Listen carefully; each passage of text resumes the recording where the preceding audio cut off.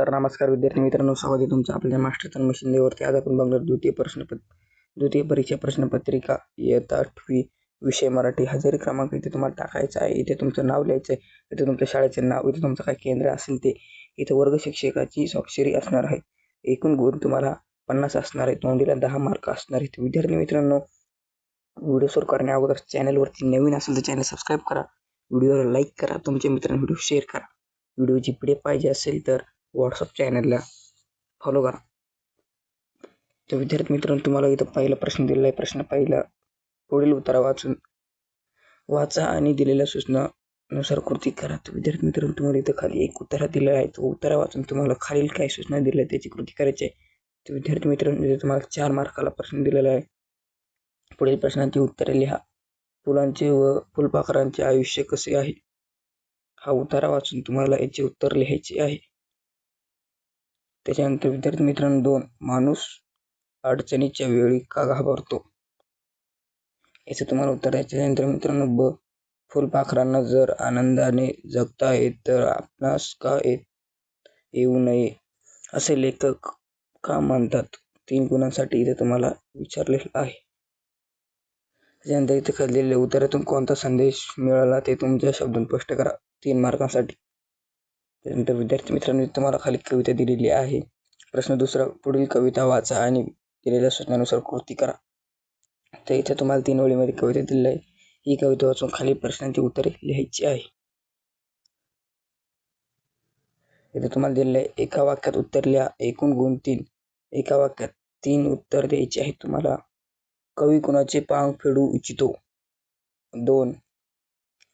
त्यानंतर 2 नंबर विद्यार्थी मित्रांनो, मातृभूमीची आरती करण्याची कवीची साधने कोणती?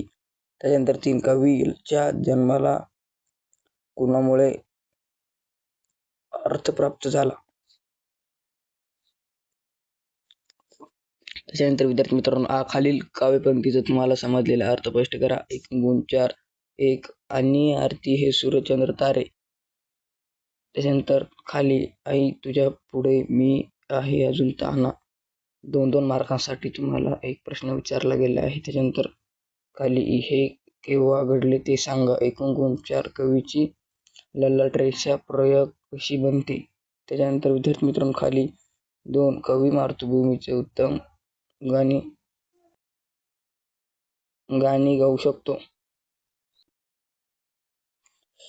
त्याच्यानंतर खाली दुसरा, कवितेत आलेले 2 वाक्प्रचार शोधा व त्याचा वाक्यात उपयोग करा. 4 गुणांसाठी 2 वाक्प्रचार त्यांचा वाक्यात उपयोग करायचा. त्याच्यानंतर खाली प्रश्न तिसरा, खालील वाक्यातील काळ ओळखा. गुण 2. तर विद्यार्थी मित्रांनो, इथे खालील वाक्यातील काळ ओळखायचा आहे 1 मार्कासाठी. त्याच्यानंतर खालील म्हणी पूर्ण करा 2 मार्कांसाठी.